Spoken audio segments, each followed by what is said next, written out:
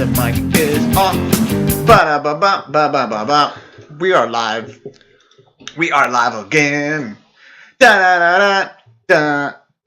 I feel like our music, our theme song is really fucking good. Like, not to toot my own horn, but I did a pretty good job of selecting the music. It's catchy. It is pretty fucking catchy. Like, it's simple yet catchy, yeah. which is nice. Every time I listen to it, I just want to like fucking, you know what I'm saying? Like just fucking go on a run or do some exercise in like fucking short shorts and a headband. There needs to be like a montage of you doing that. Not like it's a montage of music. We need to get like some kind of video producer to do that. Just fucking videotape me being non-athletic, doing other sports activities that do not involve jiu-jitsu. Because I can't do anything other than that. But film me doing a bunch of shit like that. Just fucking. Anyway, we're back. We're back. What is this? What's the date today? Wednesday, the 13th? Wednesday the 13th? November? No, we're in December. Jesus Christ. Man, there's just too much good shit happening over the weekends. That's just, it's just flooding my mind is what it is, And you got your birthday coming up too? I got, 31 on Saturday. I'm having a party on Saturday, in case you didn't know. But if I didn't tell you, you're not invited. Fair assumption. Yeah, right? I guess. Anyway, a bunch of good shows this weekend. So first off, it wasn't just the UFC in Fresno. There was like 10 other shows going on. We had UFC in Fresno. We had Bellator fights in Italy. Bellator kickboxing, Invicta. Mm-hmm. And there was like another show as well, but I can't remember what it was. All right? Is that right? Yeah, was it like Ryzen or something?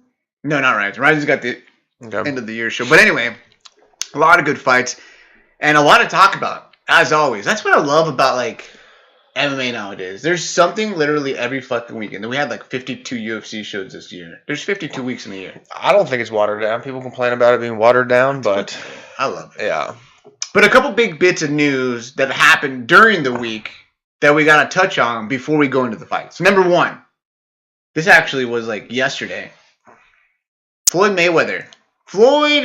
Money Mayweather is talking about making a run in the UFC, that they've offered him a contract, that he's looking to go ahead and fight, and he has a potential of making $1 billion in the UFC. So first off, I call bullshit, because the UFC ain't going to pay him $250 million per fucking fight. I was going to say, who is less smart in this transaction? Floyd?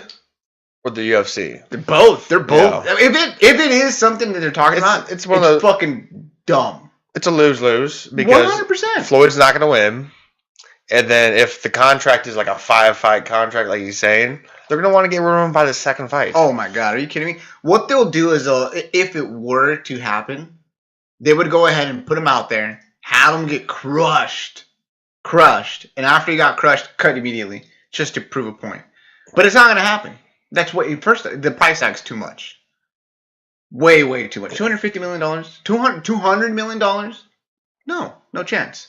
No chance. The only reason that Floyd gets that much in boxing is because he's the promoter, one. And two, the Ali Act, which cuts everything down the middle. Half for the fighters, half for the promoters.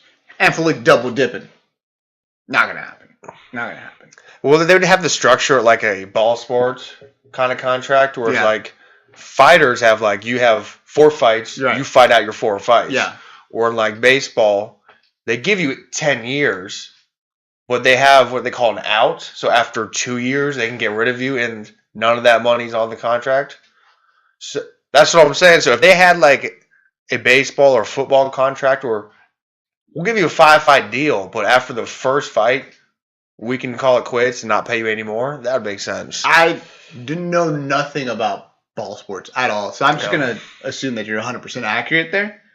I was 99%. I mean, I don't think baseball. I think baseball has guaranteed contracts, meaning that you get the money no matter what. Whereas football is more of the style of sport where they can cut you off immediately and they recoup all that money, which the UFC should do if they have to deal with Floyd Mayweather. Dang. Now, if he did come into the UFC, let's do it. Let's break it down this way. What fight do you think he can win? If he wins in the UFC, because everyone always says, well, he'll lose immediately, blah, blah, blah. Like, what would have to happen for Floyd to win in the UFC? Well, they would have to release the rankings for all the fighters, so I can go to the very bottom and pick that guy. The guy, the fucking. Yeah. So you think they would have him fight someone on the roster? Let us all remember that a year and a half ago, people were talking about Ronda Rousey. Just fucking looking at his watch. about a year. Well, I didn't want to say year, but he's about a year ago she got KO'd. Yeah. So about a year and a half ago, everybody was saying that Ronda would beat.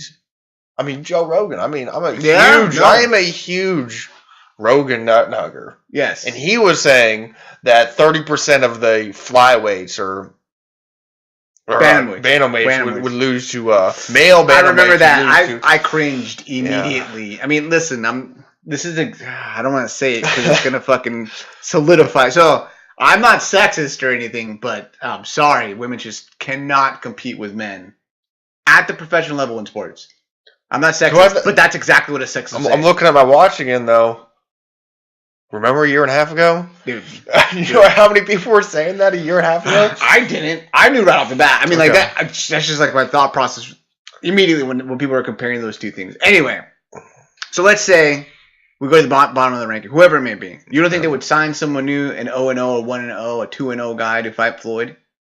That's actually a good possibility, is that this new tough season is all undefeated fighters. They could pick like the worst guy out of that bunch. 2-0. Yeah, he's like 2-0. It is 155 and 145. They didn't decide. It was 145. Is it 145? I watched a YouTube video on it, unfortunately. Oh wow. Yeah. Wow. So that solidifies everything. YouTube confirms. But I mean, I think that's the way they would have to go. I mean, there's no possible way he could beat anyone on the roster. Like boxing. I mean, listen. Boxing efficiently, understanding distance management, timing, slipping, movement, cutting off the cage, footwork, all that takes a long time. But anyone can throw a fucking punch. It's just straight up, right? It's like something that's natural with us, right? I mean, anyone could just throw their arm really hard, land a lucky shot, and knock someone out, especially if you're a bigger guy. With grappling specifically, it takes so fucking long to develop a good skill set. If you have a professional boxer that does not do anything but box, it's gonna be bad. It's gonna be bad. Like, I mean, I don't care how long he's got to train, it's gonna be fucking bad. Takedown defense, right? Yeah. Basic grappling, guard retention. Walking up the cage. Well, I think not only that is that, I mean, I'm kind of using my sensibilities, but when I get punched in the head or, when I'm sparring, like, right, it hurts. Oh, heck yeah. But it kind of makes you angry. Yes. But, like, Floyd's never felt like somebody get on top of him and just, like, beat the fuck out of him. Well, just, not even a ground and pound style, but it's just like I can't do anything. I am just laying here while he just rapes me. That would be so interesting to watch, because that's true. Like, Floyd is the defensive mastermind, right? So he doesn't get frustrated ever, really. But watching him go through something like that would be like so interesting to see how he takes it and what he does. Man, I don't know, but alas, it will not happen. I don't think it's gonna happen. I don't know. I mean, I'm pretty sure it's just Floyd trying to get in the headlines, saying that he got a contract offer. Nobody fucking offered him a contract. Yeah. Nobody did. It just doesn't make any sense. It's a lose-lose situation for everyone. I don't think it's going to happen.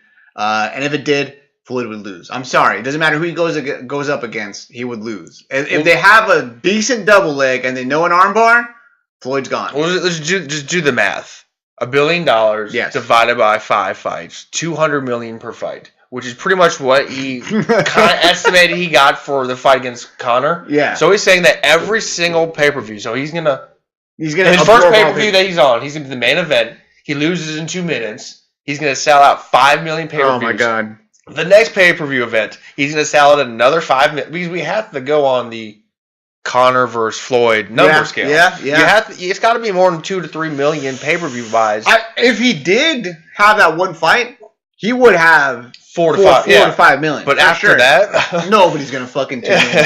They're gonna see him get taken down with a fucking low single like James Toney did and get arm triangle. Not even ground and pound, just arm triangle. I think the best benchmark or determining factor for this, if CM Punk comes back and he sells 800,000 pay-per-views again. Because You think they would consider it if CM Punk did that? Yeah, because everybody saw how bad he was, and he led that card with like 800,000 Well, it buys. was Stipe too. It's a heavyweight title fights. But no that matter there was a good percentage of that were those WWE fans, pro wrestling fans, not WWE fans, Okay. man. Don't just paint us all with the same brush. Okay, that's like saying you're a Bellator fan. Okay, come on, bro. Come on, man. Yeah, but I think we just can go ahead and just bypass that altogether. I don't think it's something that we're gonna have to worry about or be looking towards. Really, it's just something that doesn't make too much sense from any perspective, Floyd's part or the UFC's part. But yeah, so I think it's just clickbait type stuff. Yeah. So don't worry about it, guys. You can go ahead and scroll past all those articles. Don't even bother reading them. You got us for that. We already did all the reading. We're done. We're done with it. Another big bit of news that happened over the week, or during the week rather, GSP relinquishes the 185-pound title. He just won it in New York, and then now he is no longer the champion. Relinquishes it. Bobby Knuckles, now the undisputed 185-pound champion of the world. What do you think about that?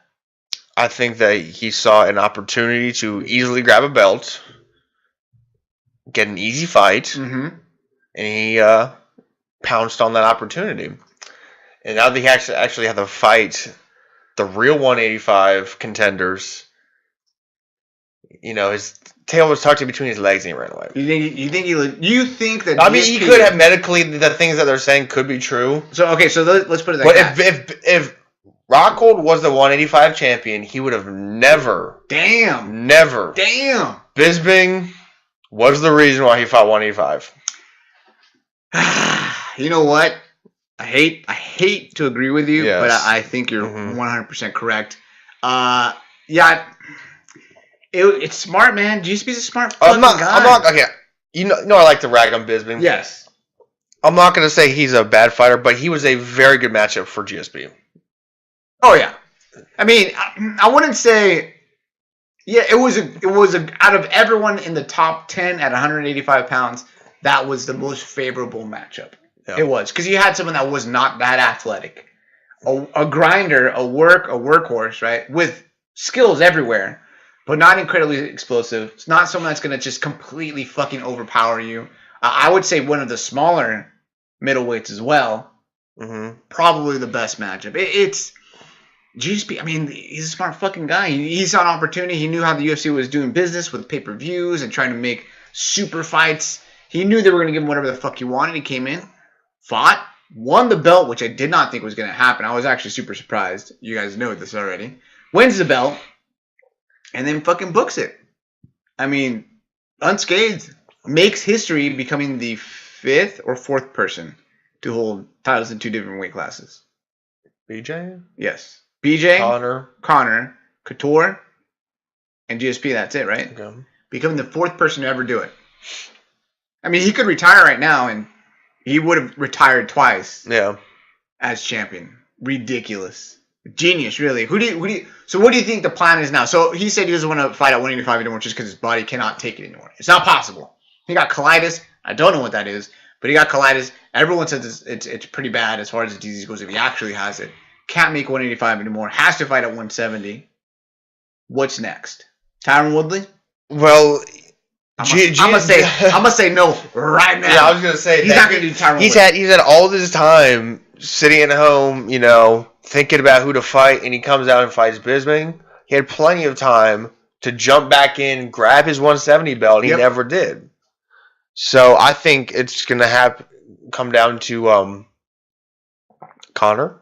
110 fucking percent. Or maybe like I hate to say this, but if like Colby Covington beats Tyron Woodley, he knew what I was gonna say. Oh man, I felt it. I felt the force. Oh no, Ric Flair just went down for the count. Yeah.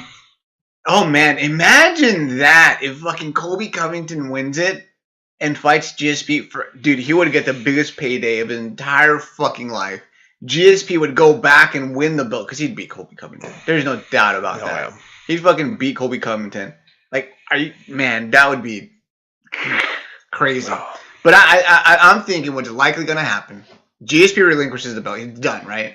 He's going to say, I cannot make 185 pounds. 170 is a challenge that I already completed. The next challenge is to get Conor McGregor, the only champion with 2 belts. Guaranteed. I have the colitis. That was what kind of accent was that? It was like fucking. I couldn't follow yours. Yours is so good. Oh fuck! I think he's gonna go down and fight Conor. Conor's gonna come up. Conor probably will relinquish the belt too. I'm thinking Conor. What will Conor fucking do? Yeah, he's gonna relinquish the belt because there's no point. Like there's no point to hold on to it. He's got the belt. It's clearly he's only interested in getting big paydays now because he's balling out of fucking control. Like fighting Tony, is that gonna give him a good payday? Nah. Will it? Nah. No. Going down to 145? Nah. GSP, super fights. That's all that's left. He's not going to relinquish it. Tony's going to snap it out of his hands. He's going to snap it. Jitsu. Shut the fuck up. Why is he such a dork? Let's not get started on Tony. He's a lovable dork. Excellent fighter, but man, dude, his gimmick is just. It hurts. It hurts to listen to him talk. Those are the 2 big pieces of news that happened between this show and the last show, right? So those are the big 2 pieces of news. We had to talk about it. Again, I think GSP is going to end up fighting at 155 pound, but I mean, I think we all saw it coming. Can we say that? It makes sense, yeah. I feel like we all saw that coming. Over the weekend, though, like I said, we had a lot of fights, too many to actually talk about. But a big event in Fresno, the UFC has been fucking knocking it out of the park. 4th quarter, October and on, dude, they've been hitting slam dunks, all home runs, random fight night cards, and they've been good. Danks, Poland, Gdansk, that was a good card, dude. All of them have been good. China, Gdansk, fucking UFC in New York. What was the other one that we just had? Detroit was good. Mm-hmm. Man, there's just back to back cards that are top notch. I mean, the only thing that makes sense for them to get so many fucking awesome cards go and happen even with the injuries is like they've had to have sacrificed like 15 virgins to the MMA gods to ensure that they fucking have an excellent 4th quarter. It's ridiculous. I'm happy that they're doing so because I've been loving all the fights. UFC in Fresno, solid card, right? Pretty solid card, but I don't think anyone thought that the undercard would be spectacular or that we were going to have like great fights from top to bottom, but they were. I mean, if you looked at the card from its entirety, going from the prelims and on, we had pretty solid fights.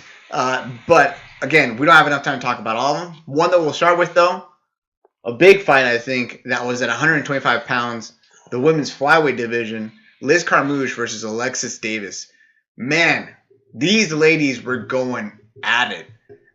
I mean, like I've said this a million times. I'm not the biggest fan of women's MMA just because I don't think the level of technique is there, right? It's not at the same level as men's.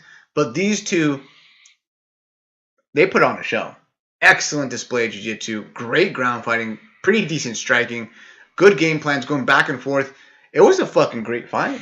I loved it. And honestly, a lot of implications for that division as far as like where they would be placed in the top 10 rankings. And because you need to respect because this was number 3 flyweight woman in the world going against number 7. Yeah, well, so, I mean, they weren't even ranked at the time. Now they're ranked. Yeah, so but in hindsight, oh yeah, much respect, mucho respect. I mean, like, where were they at women's bantamweight? So at bantamweight, we had. Oh, did they pull them? They're both top 10. Yeah, they're both top 10. Now, after this fight, with what it's looking like right now, we've got Alexis Davis coming in at number 3 at flyweight, and you've got Liz Carmouche at number 9. Now, the rankings at flyweight are going to be a little tricky, right? Definitely a little bit tricky, just because it's a brand new division. We don't really know too much about any of the fighters. I mean, like, yes, we've seen them in Invicta, but we haven't seen them against veteran UFC competitors or fighters. And they're all pretty new. They've got records like 3-1, 4-0, 5-2. So it's pretty fresh. I don't think the division is really going to settle until we get the full influx of all the fighters coming up and going down in weight, right? And we have like about 6 months worth of them fighting. I think that's when we're going to really see what the division looks like. To add on to your point, number 6, Montana De La Rosa. Yep. She's lost to my girl, Mackenzie Dern, who's in Invicta. So we have people coming up from there. We got people coming from strawweight, maybe from bantamweight. So yeah. I mean, and the thing is, so we've got strawweights, bantamweights, right, coming in to 125 pounds from the UFC. Plus, we have the people from Invicta coming in.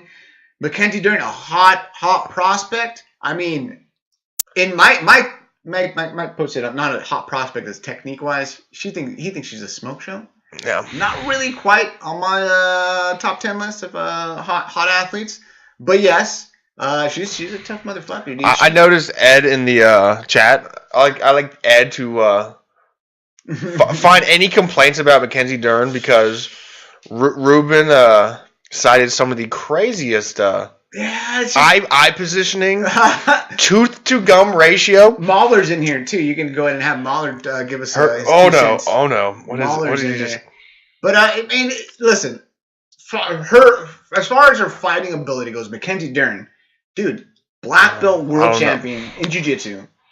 She's not scared to throw down. Have you seen her fights in the UFC? Or not in the UFC, but Invicta or LFA or Legacy? She can throw down. She'll go in there, drop her opponents, and then submit them.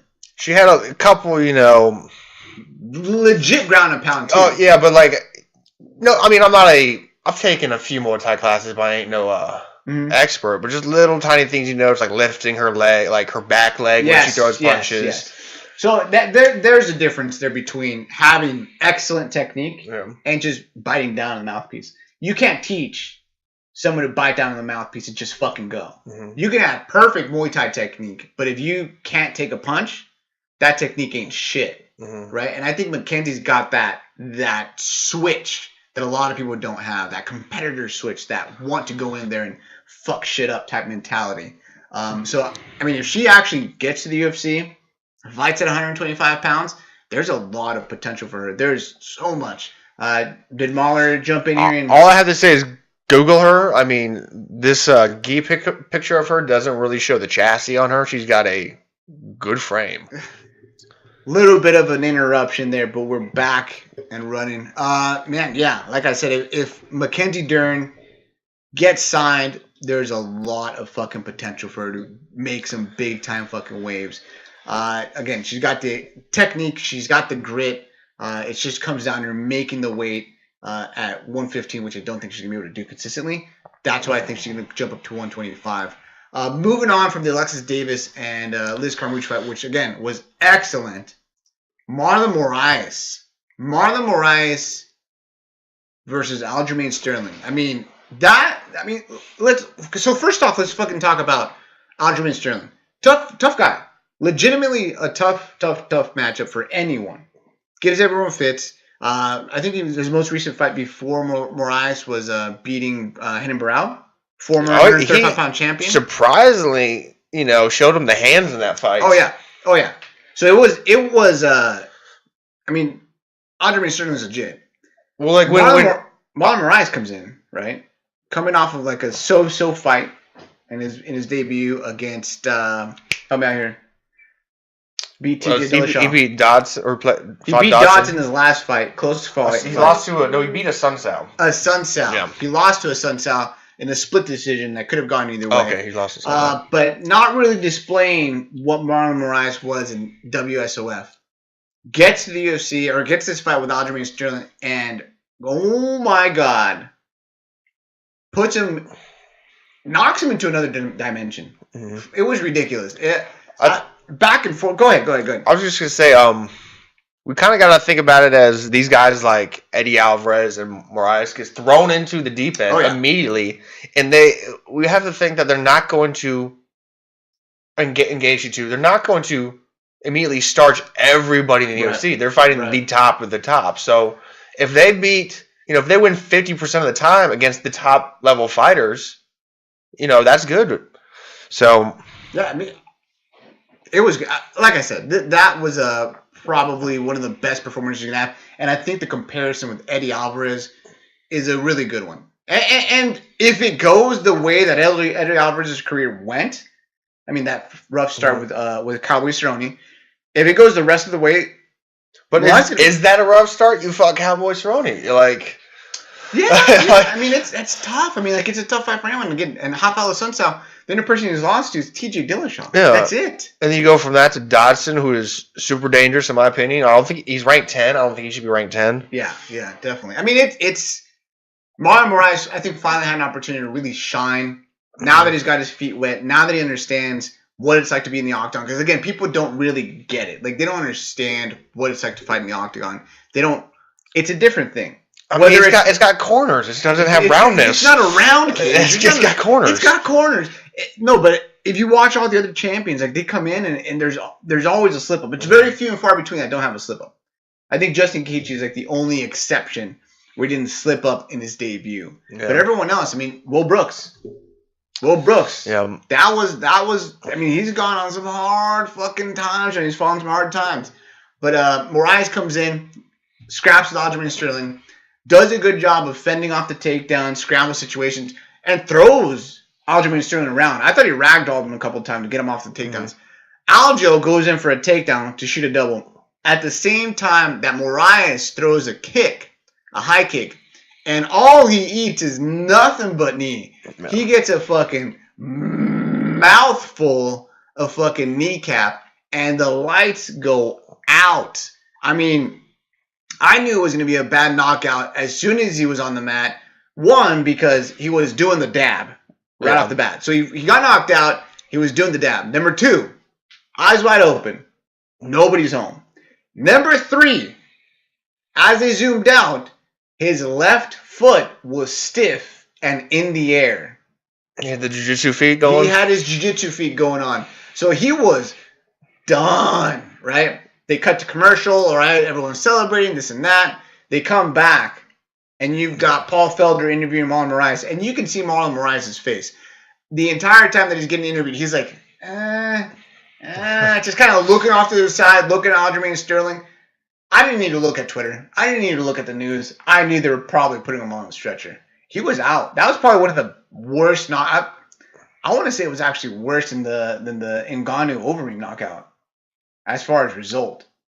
Do you want to agree on that one? Or? Yeah. Overeem got up. Yeah.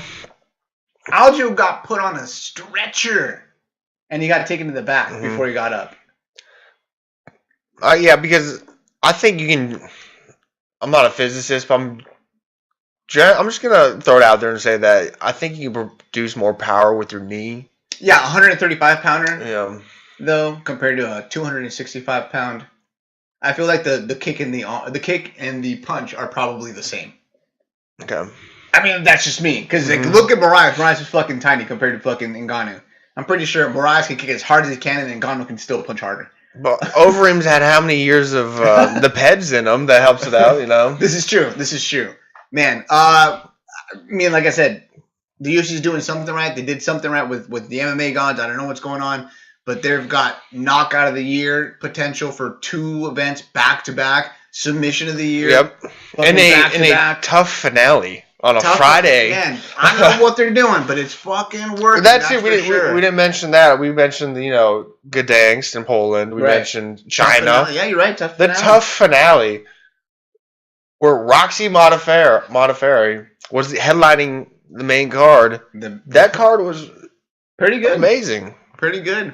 But yeah, I mean, potential knockout of the year. I mean, who do you got next for Moraes? I mean, like, what makes sense for him? He's in the top 10.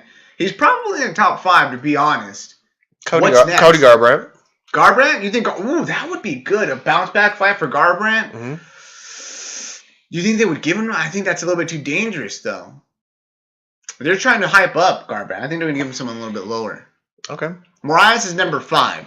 Above him, Assunção, Dominic Cruz, Jimmy Rivera, and Garbrandt. Jimmy Rivera's booked. Dominic Cruz just got injured. Maybe wait for Dominic Cruz to come back. I mean, if you look around, the Sun Sal, the Caraways, those are going to be less exciting than When's the last time Caraway fought? He fights very frequently. Just things I've read on the Reddit MMAs. Supposedly he likes to turn down fights. Yeah, but he hasn't fought. That's what. Well, from what the forums have told me is that supposedly Dana White complains about him turning down fights a lot. God damn it, Caraway. Yeah, that's what I've heard. God damn it, Caraway. That's what I've read. If it was up to me, I would have give Moraes a little bit of a break. He's had 2 fights in a month. Another thing to fucking note: he fought less than 30 days ago, and he took this other fight. That's fucking insane. He went fucking 3 rounds. 3 rounds with Dodson, the magician. Comes back in and fights a tough motherfucker and Aljo Sterling. Give him a break. Have him sit on the bench a little bit. Wait for Dominic Cruz to come back. Match him up. If he wants to come back right now, I think the idea of Garbrandt is a good one. And then if he wins, give him a fucking shot at the belt. Make it happen. Make it happen. Man, so many options. So many options. So many options. Now, that was it for the co-main. Excellent co-main. The main event. The main event. I was pretty excited for this one. We got the young buck, the old guard. We had a great matchup of new blood and old blood coming in. The experience versus some vibrant youth. I mean, it was. I think it played out exactly, actually, how I predicted it. Did you say guillotine? I think you said guillotine. Almost to a T. I mean, the only way I could have been more accurate is if I said the second. Yeah. But man, it was a great fight. Cub Swanson, I won't say lighting Brian Ortega up on the feet, but he was winning the exchanges. Brian Ortega looked okay. He looked okay. I agree with you. He definitely won the first round, but yes, there wasn't a lighting up. Yeah, I don't think it was. I don't think you could say it was. He was lighting him up, but he was winning the round. Which is that's what I'm a big T City fan, so. But I expected that to happen. I thought the Cub would just kind of outpoint him. Yeah. Yeah. But he did well. I think Brian Ortega did pretty well on the feet. He shoulder rolled a little bit, went with the punches, wasn't really taking a crazy amount of damage. So I think he looked okay on the feet. Ended up catching Cub in a very close anaconda at the end. Man, I was watching the fight. I was watching the actual the replays and when I rewinded and whatnot. But you can see there was a moment in Cub Swanson's face. He heard the 10-second mark, but there was a moment where he's like, "Oh fuck, I might have to tap." It was like that look of despair. Yeah. The bell saved him right there. I think 5 more seconds, gone. The round ends. You got to give it to Cub Swanson. Coming into the third round or second round rather, same type of scenario, right? Cub Swanson's winning the exchanges. I think fairly easily. Brian Ortega's doing okay in the exchanges, right? From there, they get on the fence. Brian Ortega does, I mean, it's not necessarily bad technique, but he reaches over up high and grabs a hold of Cub Swanson's neck. Jumps guard on an arm-in guillotine, readjusts in the air, finishes the choke. Paul Felder was...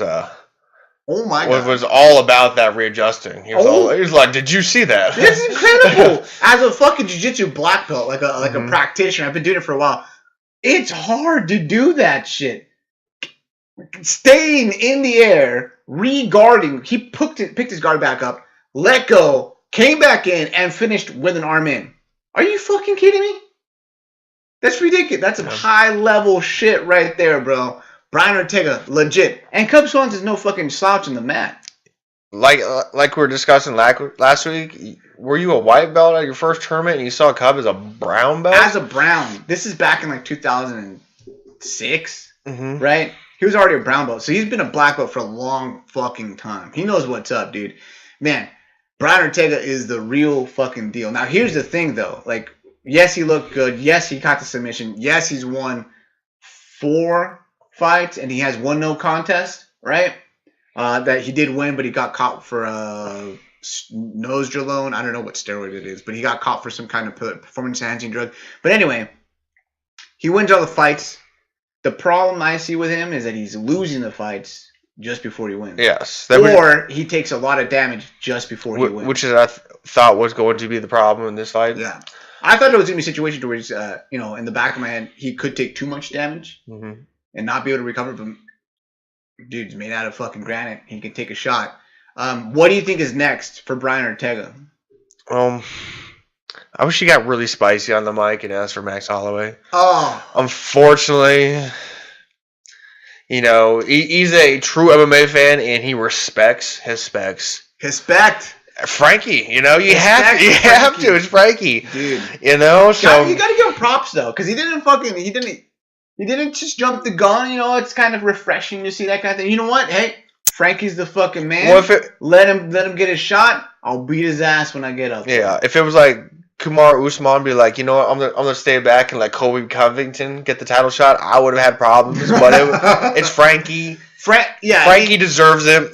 I mean, that's legit. Like, do you want to see Brian Ortega wait it out, sit out, and wait for the winner? Because I would like Ricardo Lamas if. Ooh, Ricardo Lamas wins his next fight versus Josh Emmett. He might win easily because I do like Josh Emmett, but he's not a ranked fighter, and Ricardo Lamas is a solid top 3. Yes, absolutely. I mean, that's actually excellent matchmaking right there. Ricardo Lamas wins his next match. Line up Brian Ortega, and that would be like I think a real test. Not saying that Cub Swanson wasn't a real test, right?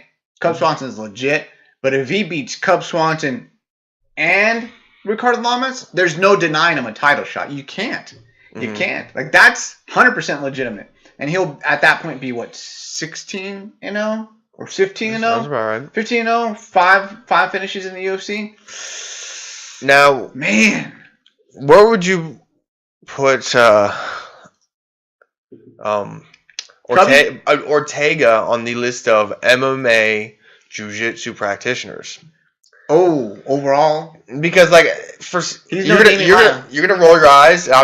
He's no Damian Maya. I was gonna say, I prefaced it with MMA jiu-jitsu because if you see all of it, the past however many fights he has, the second it goes from striking to grappling, he wins. Whereas Maya, he'll wear you down, he'll pressure you, but it's not immediately going from striking to grappling to submission. Like Ortega, it's a simple linear progression. Goes from striking, you're grappling with me, 10 seconds later you're done. Please don't tell me that you're gonna say. I'm talking MMA jiu-jitsu. I'm not talking general overall. Gi chokes. Okay, so I can see what you're saying. I understand what you're saying. I think it's kind of blasphemous at the moment to fucking say that. To be honest, Damian Maya is the only guy that has been able to do what he was doing for so fucking long. I think if Brian Ortega can continue his run, beating guys, wearing them down, and catching submissions like that, then we could have a serious talk about it. But dude, Damian Maya did that to everyone, taking everyone down, controlling them, submitting everyone like that. He only had trouble in his last 2 fights, which were who? Tyron Woodley, the world champion, right? Mm-hmm. And then number 2, Colby Covington, the number 1 contender for the championship. He's not. Look at the rankings. You're totally wrong. Oh, man. But yeah, I mean, I don't know. He's up there. He's definitely up there. I would definitely say that he's in the discussion for someone that's able to do. Man, that's just so hard. I can't even fucking say it. Jacare? You're not gonna say Jacare is better than him on the mat? But do you understand what I'm saying? I do. But Jacare's got excellent striking and knockout power. I understand. But he went to grappling with Whitaker. Whitaker shrugged him off. Ortega starts grappling and then it's over. That's what happens. If you watch his fights, he'll strike and he'll strike. That's what happened to him. For 3 rounds, he struck with somebody. And then agree to disagree. You know what? We'll see what happens in the next fight. That's what I was going to say. We'll see what happens in the next fight. I feel like you're jumping the gun. Either that, or I'm not just fucking. I'm not buying the hype just yet. Okay. I'm buying the Brian Ortega hype, but I'm not buying that jiu-jitsu hype just yet. Okay. But really though, Lamas versus Brian Ortega. Ooh, I'm all about that one. I'm all about it. Yeah, great fucking fight. Great card. I was super happy with it. Brian Ortega got submission tonight. I mean, I don't know. Fresno of all places. Fresno is like the armpit of California. Sorry, Fresno, people of Fresno, I love you. But let's keep it real. Fresno ain't that nice. It's not a place that we're going to go visit. You know what I'm saying? It's not going to, let's go to California. Let's go to Fresno. No, that's not the way it works. I was born in California, and I don't have very many like memories of like the middle. Like I've been to like northern and southern, but like all the good shit's at the very top or at the bottom. Middle, yeah. The middle, a lot of hard workers there. Some good wrestlers. Yeah, people don't understand like how much farming goes on in California. Like, oh yeah, a lot of farming happens. Yeah, a lot of farming. Oh man. So that was the events for this past weekend. We broke down all the news. This upcoming weekend, UFC on Fox, Robert Lawler, Brutal Bob Lawler versus RDA for free on Big Fox. This event is going to be good. And you know why it's going to be good? Because it's landing on December 16th, the day that I was fucking born. That's why. The UFC sent me a gift, and I'm fucking excited, guys. I'm fucking excited. Man, the card is, I mean, let's look at the card. So many cards, so many fights to talk about. We've got John McDessie versus Abel Trujillo. Oh, no. Fight Pass prelims. We have Jordan Main versus Eric Silva. Nordine Taleb versus Danny Roberts. What? On the Fight Pass prelims? Then you go up. You've got John McDessie versus Abel Trujillo, right? You've got, let's see, Tim Elliott's going to be fighting Chad LaPriest versus Galore Bufando. Galore Bufando, don't you remember he tossed some guy in his fucking face? You remember that? Anyway, Galore Bufando's fighting. Jan Blachowicz versus Jared Cannonier, the third member of Casey and JoJo. Glover Teixeira versus Misha Serkinov. Santiago Ponzinibbio versus Mike Perry. Ricardo Lamas versus Josh Emmett. Robbie Lawler versus RDA. What the fuck? There isn't a bad fight. There is not a fucking bad fight. Maybe. Nordine Taleb, what? Alessio Di Chirico? Oh, but he's got the bang bus. Come on now. He's finding the bang bus. Man, dude, it's going to be a fucking solid card. Now, there's too many fucking fights to talk about, but that's not necessarily a bad thing. For me as a spectator or someone that enjoys watching the fights, I'm super excited, but we just don't have time to talk about all of them. Let's go ahead and fucking jump on in and talk about the nitty-gritty, the juicy, the good stuff. My boy, Platinum Mike Perry versus Santiago Ponzinibbio. Boy, that fight right there is juicy. It is a juicy fucking fight. You kidding me? Ponzinibbio coming in solid record in the UFC, on a streak. He's also in the top 10. Ponzinibbio, I believe, is number 10. And he's got Mike Perry, not ranked in the top 15, but a lot of hype behind him. Tons of knockout power and a character. Someone who's able to present himself on camera, and he's able to get the crowd hyped, really. I mean, he's just, I don't know what it is about him. It's like all the shit that I hate about. Okay. Now you're sounding better. Yeah, I was going to say, all the shit that I hate. You said he presents himself well. I think that's No. Let me rephrase that. He presents himself in a way that people want to watch him. Okay, it's not necessarily presenting him well, because he does all the things that I hate, but I fucking want more, dude. Like, all the things that he does, it just, like, he's got a tattoo in his stomach that says God's gift. Number one. He's got his nickname tattooed on his fucking eyebrow. He's got his weird way of talking that's like high-pitched but not, but man. And he's getting knock people out. And he talks shit. He's fucking crazy, dude. He's fucking crazy. If anybody doubts Mike Perry and his entertaining ability, go look at the most recent tweet by Ariel Helwani. Oh, yes. He has an animated little story that he had. Him in an interaction with Darren Till. Mike Perry telling a story, and they animated that story. It's about a minute 30, but like it is solid gold for a minute 30. Go take a solid gold. But yeah, I mean, Mike Perry is kind of hot right now. He's on fire. So is Ponzinibbio. Ponzinibbio, actually, people don't really realize this. Oh, here we go. He is trilingual. Okay, so he's trilingual. From Argentina, speaks Spanish fluently, speaks Portuguese fluently, speaks English pretty fucking well, right? Not perfectly, but he speaks it pretty damn well. Not a bad-looking guy. If he wins this fight, he's gonna be the Conor McGregor of South America. Dude, I'm telling you, he's gonna fucking blow up. UFC Espanol, every kind of Latin American outlet is gonna be wanting him to be on there, right? They want him to be on the show, put him on the show. Globo TV is gonna want a fucking event around Ponzinibbio. Are you kidding me? It's gonna fucking happen. I'm telling you. You laugh, but if he beats Mike Perry, shit's gonna get real. Let's look at his record real quick in the UFC, right? Debuts in the UFC, loses to Ryan LaFleur. Beats Wendell Oliveira. Beats Sean Strickland. Loses to Lorenz Larkin. And then he goes on a 1, 2, 3, 4, 5-fight win streak in the UFC. His last fight, knocking out Gunnar Nelson.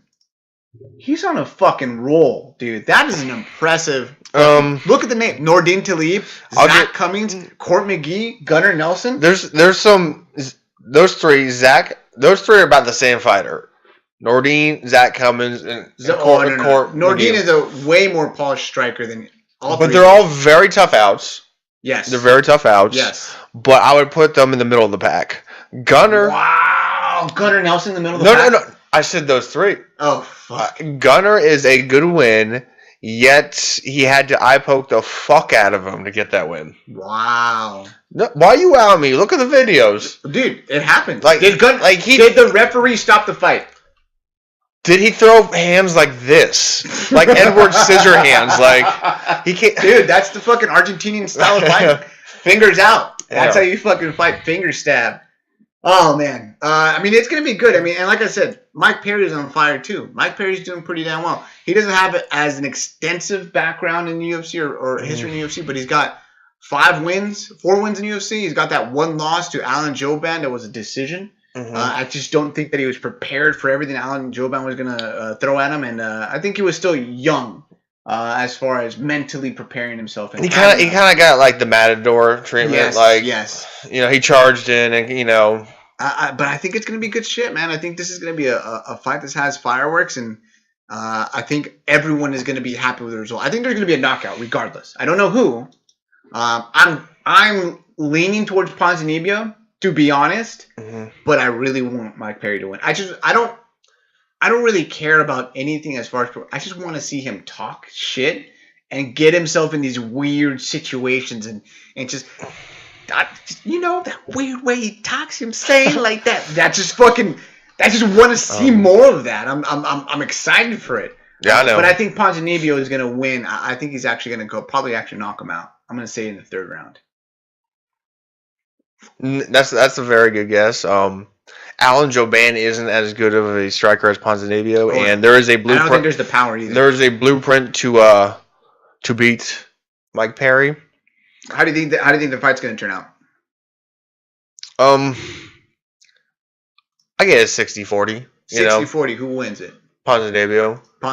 The Perry's going to come out with pressure, but I think Ponzinibbio's going to do the Matador thing. He's going to quarter turn, move away, keep distance, do the Matador thing. We'll see how it goes. I'm pretty excited for it. I hope it's more of a firefight, but it's going to be good. Moving on up the card, we have Misha Cirkunov versus Glover Teixeira. Pretty good fight. No, that's an excellent fight. Pretty good fight. I mean, it's pretty darn good. Are these guys going to touch the belt? Probably not. Well, that's what I was going to say. Unless Glover, which is a possibility, he looks old as fuck to be in. I don't think he's that old, but he looks old as fuck. Glover. He's got a lot of MMA mileage. Oh, yes. Dude, he's been fighting since fucking way back. So eventually he is going to... Glover Teixeira's been fighting since 2002. Yes. Ridiculous. So eventually he is going to take a downturn. But at the current state, from what we've seen from him, he's part of the top echelon of 205s. In that top echelon, the, DCs... The Joneses used to be the Baders. He's 38, by the way. Keep going. Yeah. That's old. Okay, that's up there. He looks older than 38. That's goddamn for sure. He looks 48. Yeah, he looks 48. But that top echelon 205ers is above and beyond. Yeah, head and shoulders above. even like Ryan Bader, like even though he's in Bellator, I think he can come back in the UFC and beat every single person except for DC and hey, who knows, man? you know. DC's getting old too.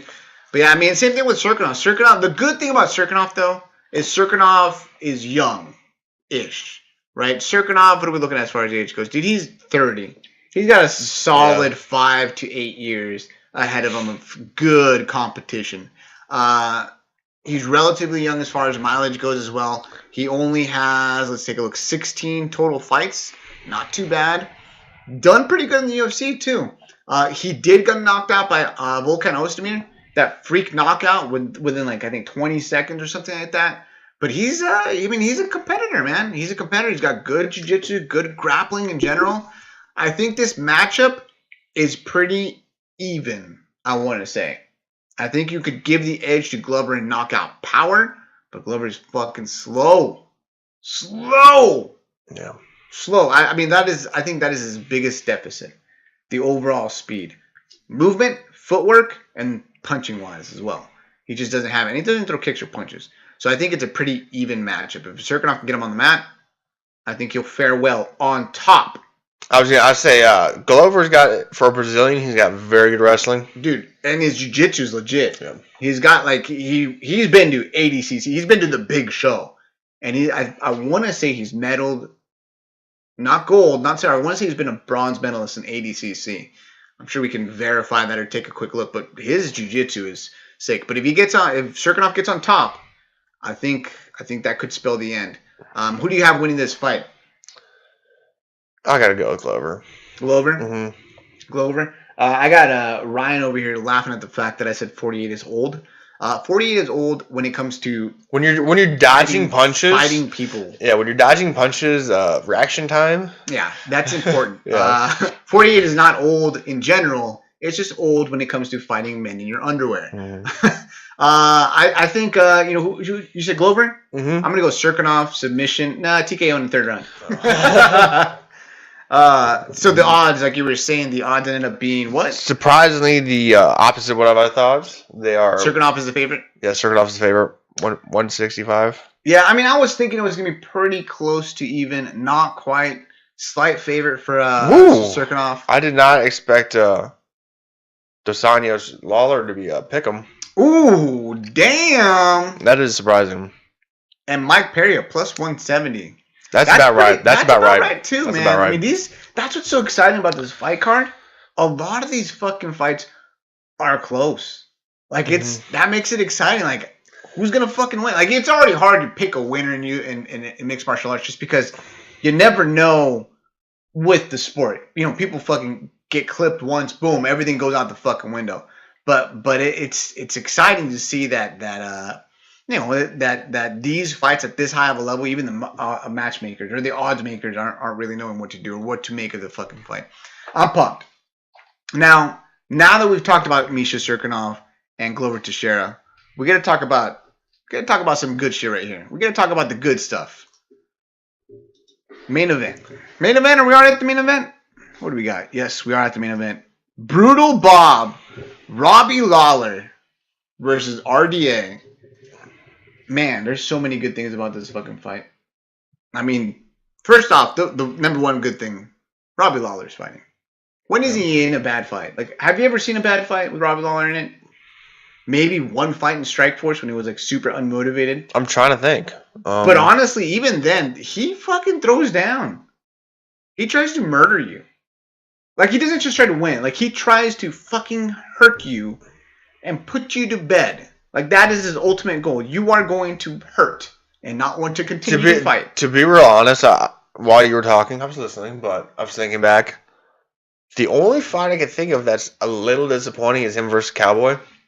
What? But still, like, think about all of the fights he's had. Him versus... wait, stop. Him versus Carlos Condit was Fight of the Year nominated. Him versus Hendricks and all those fights were Fight of the Year nominations. Now, in between that... Well, then he gets knocked out by Tyrone. But in between that is the Cowboy fight. It's not a bad fight, but compared to those 5-round bloody brawls... What are you talking... I'm asking you to think of a fight that you think that was bad. I didn't say it was bad. I would say it was disappointing. There is a difference. That fight was not disappointing. Just because it was not a fight of the year candidate doesn't mean that it was disappointing. Well, when the guy produces fight of the year candidate fights, he set the bar too high. Yes. He set the bar too high. Oh, man. Listen, I'm excited. I think Robbie Lawler comes to fight every time. And honestly, RDA comes to fight too. Mm-hmm. RDA is a tricky son of a bitch that I don't want to say he's better than he should be, but he does better than I think he should do. I don't know if that makes sense. No, I see what you're trying to say. Is that he's a pressure fighter and that he I don't know. I know what you're saying, but he's just really fucking good, and I know he's good.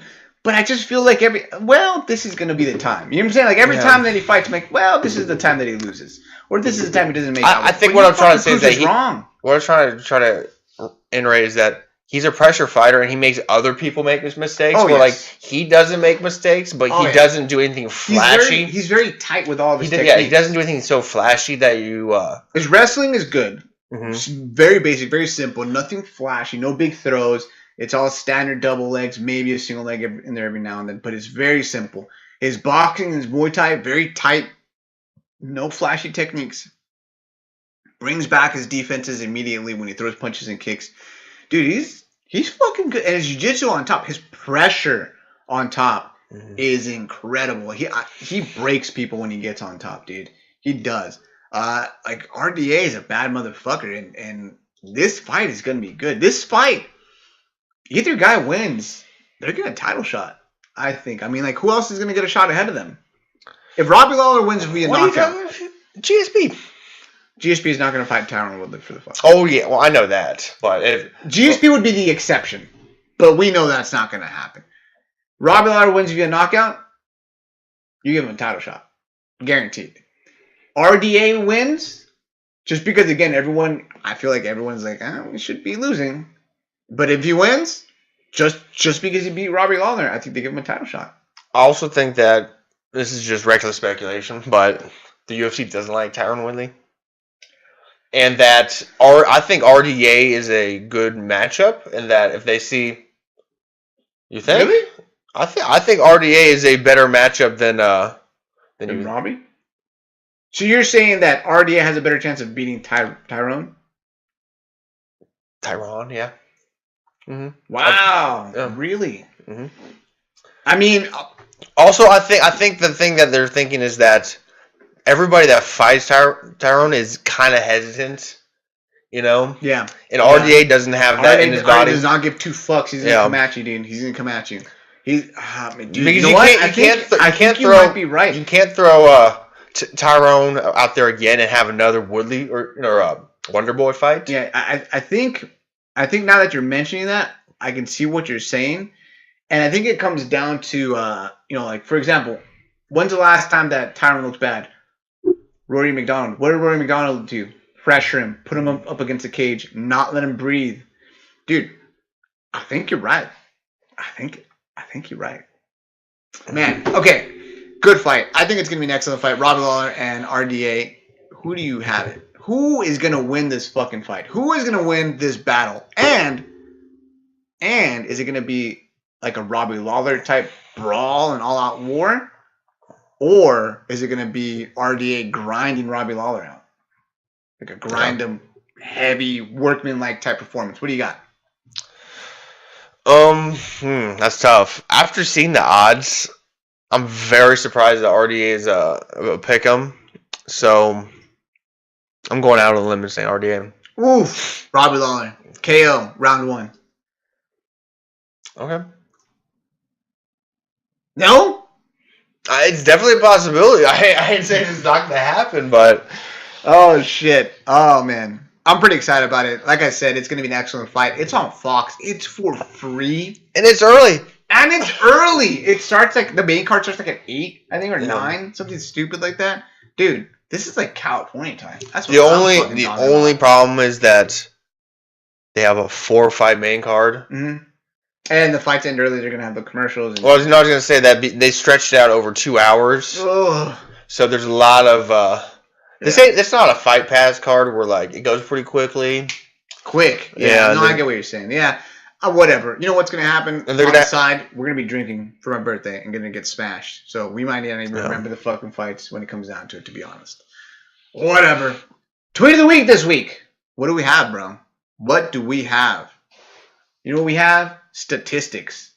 That's what we fucking have. Statistics for one of the fucking greatest fighters ever, Robbie Lawler. So we usually don't have a tweet of the week by a reporter or any kind of like journalist. But Mike Chiappetta did some research, and here's his tweet. At Mike Chiappetta, wild Robbie Lawler statistic according to my research. In 30 fights for major organizations, UFC, Strikeforce, Elite XC, and Pride, spanning 5 hours, 26 minutes, and 36 seconds of fight time, he has never attempted a single submission. He does have one sub in his career, and armbar win in King of the Cage in 2005. That is fucking ridiculous. Robbie Lawler does not want to fucking submit you. Robbie Lawler wants to fucking crush your face in and take your goddamn soul. That's true. Like, Rory submitted to his hands to the face. Oh, yes. You know? Oh, yes. That's what it fucking comes down to. That is the tweet of the week, people. Man, anything else that we got before we got to go get out of here?